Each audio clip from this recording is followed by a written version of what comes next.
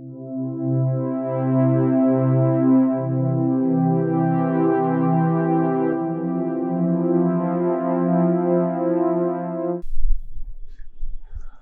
And very warm welcome to all of you. कैसे हैं आप सब? मैं आपका मेंटर और आप देख रहे हैं लर्न इंग्लिश विदाउट रूल्स का वही पीछे छूट चुका डेली डोज का सेशन, जिसमें मैं आज एक नया एपिसोड ऐड करने के लिए उपस्थित हुआ हूं। आज हम उसी सीरीज में लाए गए हर एक एपिसोड की तरह 5 नए इडियम्स एंड फ्रेजेस को सीखेंगे, उसकी मीनिंग जानेंगे एक साधारण तौर पर एक लॉजिकल अप्रोच के माध्यम से, ताकि वो लंबे समय तक आपको याद रह सके।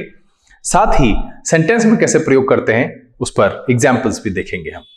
मैं आपसे यहां पर एक बात कहूंगा कि वैसे बच्चे जो इडियम्स एंड फ्रेजेस के लिए रटने की प्रक्रिया अपनाते हैं, उन्हें यह महसूस होता होगा कि कुछ समय के बाद सब हौच पौच होने लगता है। जब रटे हुए इडियम्स एंड फ्रेजेस की संख्या ज्यादा होने लगती है तो इसका मीनिंग उसमें और उसका मीनिंग इसमें। पहली परेशानी तो ये होती है। दूसरी जो सबसे बड़ी परेशानी है, और ये सबके साथ होता है, कि एक समय के बाद आप भूलने लगते हैं।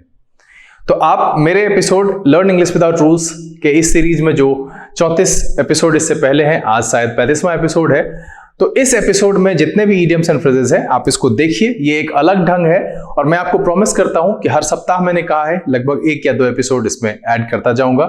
थोड़ी सी अनस्टेबिलिटी रहती है और कुछ बच्चों की विशेष मांग है जहां पर मैं एरर स्पॉटिंग के उस एपिसोड को रोक नहीं सकता हूं। आगे एसएससी की एग्जामिनेशन है, बहुत सारे बच्चों का जो है जिन्होंने आईबीपीएस पीओ के लिए डाला है, क्लर्क के लिए डाला है, तो वो फायदेमंद है, इसलिए मैं उसको रोक नहीं सकता हूं। कुछ बच्चे जो है एसएससी के लिए जो है वॉइस की डिमांड किए थे, तो उसके लिए मैं वॉइस की सीरीज को भी काफी तेजी से आगे ले जा रहा हूं।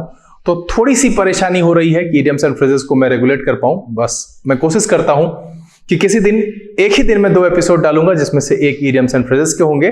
ये बस इसलिए है कि 5 क्वेश्चन इस पर भी पूछा जाता है। ये बहुत जरूरी है हर एक प्रकार के एग्जामिनेशन जहां पर इंग्लिश पूछी जाती है। तो चलिए यहां पर बिना देरी किए हुए आज के सेशन की शुरुआत करते हैं।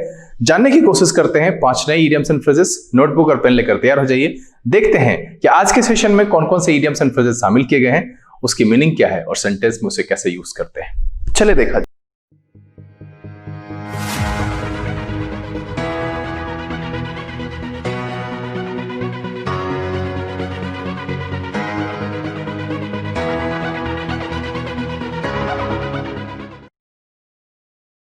आइए हम आज के सेशन की शुरुआत करते हैं और ये जानने की कोशिश करते हैं कि आज के सेशन में कौन कौन से 5 नए इडियम्स एंड फ्रेजेस शामिल किए गए हैं, उसकी मीनिंग क्या है और उसे सेंटेंस में कैसे यूज करते हैं। सेशन को शुरू करने से पहले जो लोग इस चैनल पर नए हैं, चैनल को सब्सक्राइब करना और बेल आइकन प्रेस करना नहीं भूलेगा, ताकि यहां से अपलोड की गई वीडियो की नोटिफिकेशन मिले और आपका कोई भी सेशन मिस ना हो।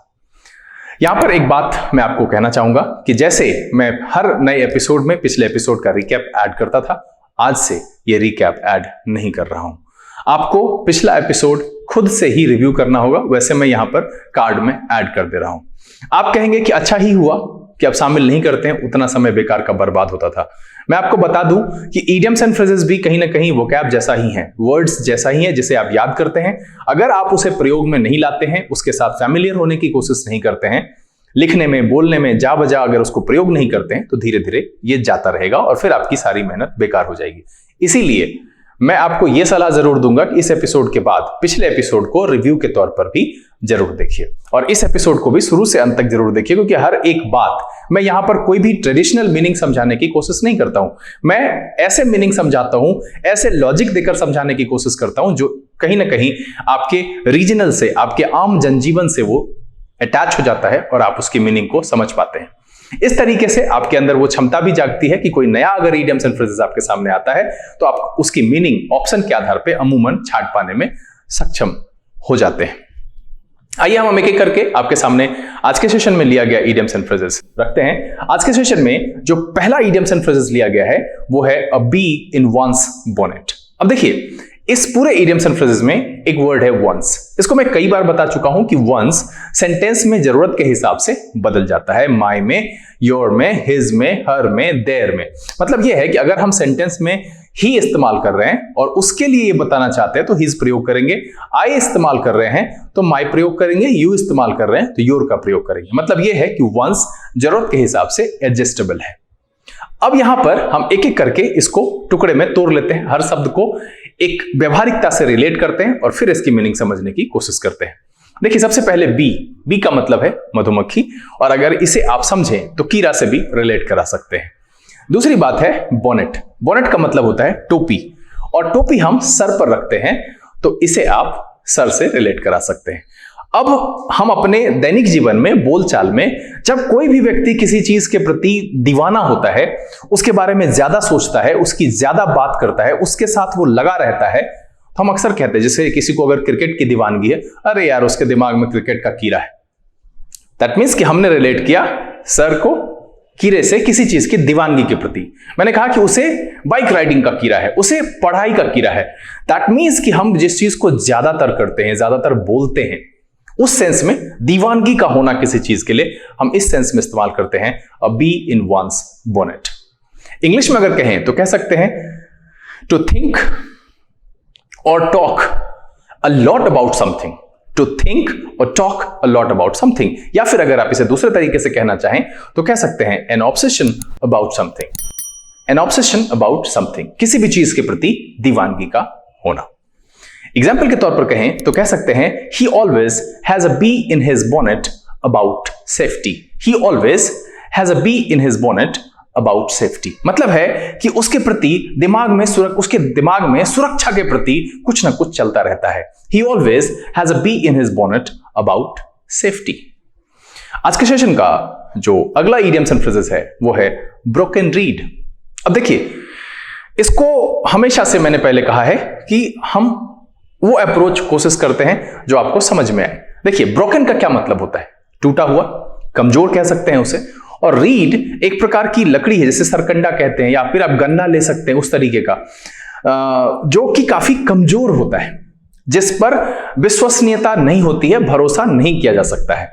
तो इसी सेंस में अगर इसे इंसान से रिलेट कराएं तो ऐसा कह सकते हैं कि अप्रभावी व्यक्ति, मतलब है अ वीक और इनइफेक्चुअल पर्सन। इनइफेक्चुअल का मतलब होता है प्रभावहीन या अप्रभावी। तो इसे हम कहते हैं कि अ वीक और इनइफेक्चुअल पर्सन। इसको आप कहें दूसरे तरीके से, इसका मीनिंग तो अविश्वसनीय व्यक्ति। ओब्वियसली जो प्रभावी नहीं है उस पर विश्वास कहां से होगा, तो कमजोर और अप्रभावी व्यक्ति या फिर अविश्वसनीय व्यक्ति या वस्तु, इस सेंस में हम इसका इस्तेमाल करते हैं। और इसको ज्यादा इलैबोरेट करें तो कह सकते हैं someone who is useless and powerless, someone who is useless और पावरलेस, इस सेंस में हम इस्तेमाल करते हैं ब्रोकन रीड।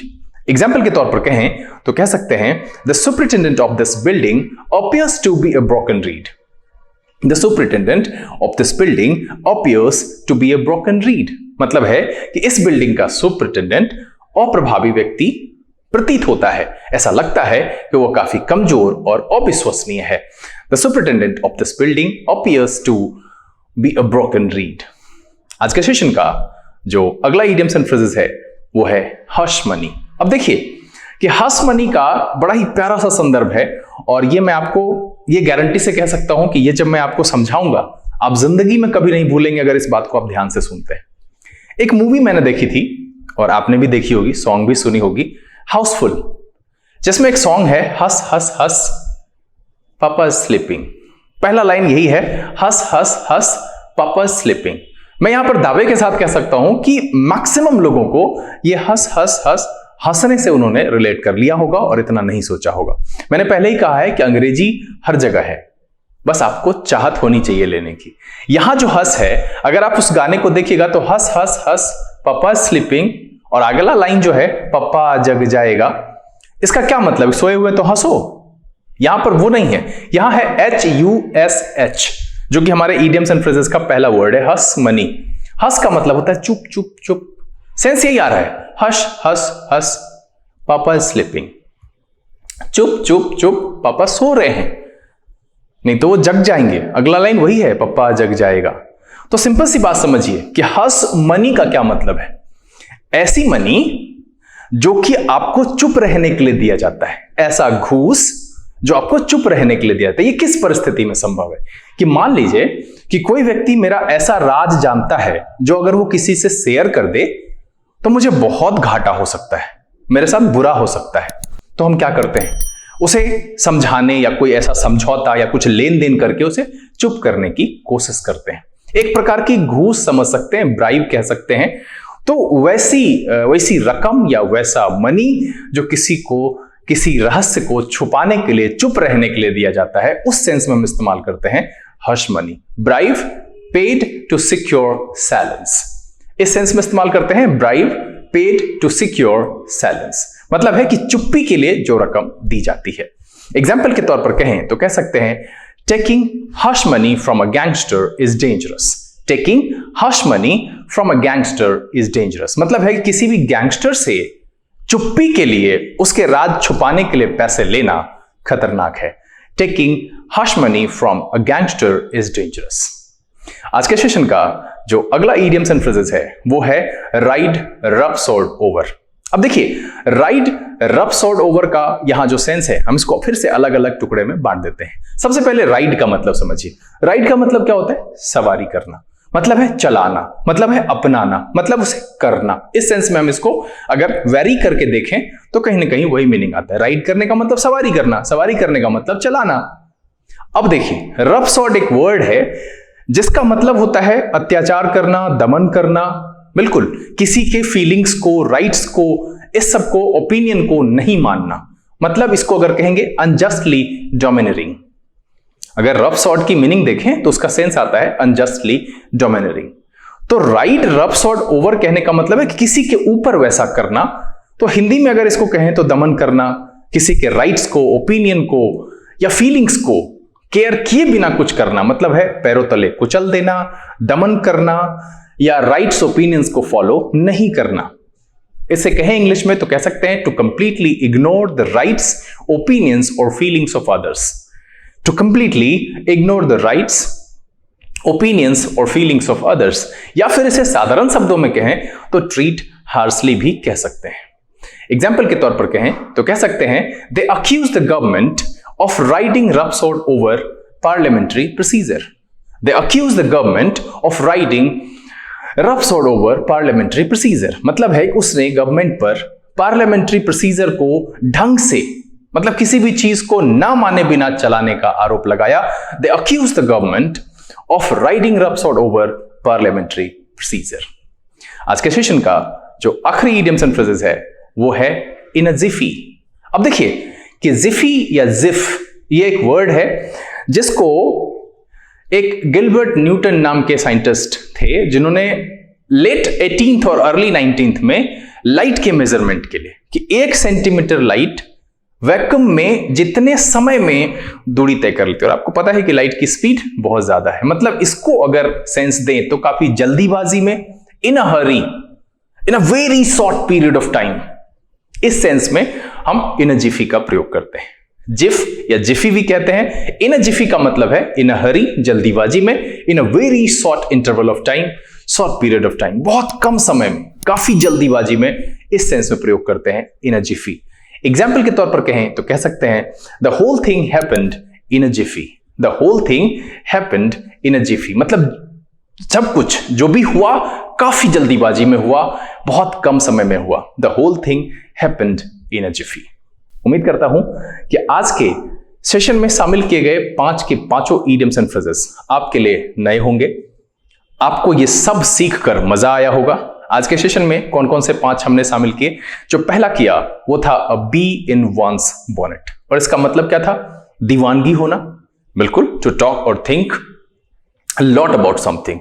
दूसरा जो हमने शामिल किया वो था broken read, someone who is useless और पावरलेस, मतलब है अप्रभावी और कमजोर व्यक्ति के सेंस में इसका प्रयोग करते हैं। तीसरा जो हमने शामिल किया वो था राइड रब सॉर्ड ओवर, इसका मतलब था कि to completely ignore the rights, opinions और फीलिंग्स ऑफ अदर्स। जो चौथा हमने इस्तेमाल किया, बताया आपको, वो था हश मनी, और हश मनी का मतलब है bribe paid to secure silence, मतलब है चुप्पी के लिए दी गई घूस, दी गई रकम। और जो आखिरी इडियम्स एंड फ्रेजेस शामिल किया वो था इन अ जिफी, और इसका मतलब था इन अ हरी। उम्मीद करता हूं कि ये सेशन आपके लिए काफी रोमांचक रहा होगा, काफी मजा आया होगा इसे पढ़कर। ये वीडियो अगर अच्छा लगा आप इसे लाइक कर दें। अगर आपने चैनल सब्सक्राइब नहीं किया है प्लीज सब्सक्राइब कर लीजिए, बेल आइकन जरूर प्रेस कीजिएगा ताकि यहां से अपलोड की गई इस प्रकार की रोचक वीडियोस की नोटिफिकेशन आपको मिले, कोई भी सेशन आपका मिस ना हो। जो लोग पहले से जुड़े हुए हैं, मुझे पता है मैं बार बार कहता हूं आप कंजूसी करते हैं, बट इसे ज्यादा से ज्यादा सोशल नेटवर्किंग साइट पर शेयर करें, पढ़ें, पढ़ाएं, खुश रहें, मस्त रहें। एक और बात कि जो है रिवीजन करना, जो मैंने बताया शुरू में, भूलिएगा नहीं, क्योंकि ऐसा करने से ये आपके जहन में बना हुआ रहेगा। एसएससी के हों, बैंकिंग के हों, अब इडियम्स एंड फ्रेजेस कहीं ना कहीं दिख ही जाते हैं, आपके क्वेश्चन पेपर में मिल ही जाता है। इसलिए बहुत जरूरी है कि ये आपकी जो मेहनत की है आपने, वो आपके साथ बना हुआ रहे। बहरहाल अब समय है यहां से विदा लेने का। जैसा कि आपको पता है, प्रीवियस ईयर का सेट इसके अंत में लगा हुआ है, नीचे उसका लिंक है, डाउनलोड कीजिए, बनाकर तैयार रहिए। बहुत जल्द वहां पहुंचने पर उसका भी सोल्यूशन लेकर के उपस्थित होंगे। बहरहाल घर में रहिए, खुश रहिए, आलसी नहीं बनिएगा, मेहनत करते रहिए, क्योंकि आगे एग्जामिनेशन है, IBPS PO है, क्लर्क है, जिन लोगों की SSC CGL है, बहुत सारी एग्जामिनेशन बैक टू बैक होने वाली है। इसलिए अपने रास्ते पर जो आपने तय किया है, सफर चलते रहना चाहिए, धीमी ही सही, ठहरना मत। तब तक के लिए लर्न इंग्लिश विदाउट रूल्स के सेशन से this is BK Singh signing off. Keep reading, keep practising. Thank you, God bless you.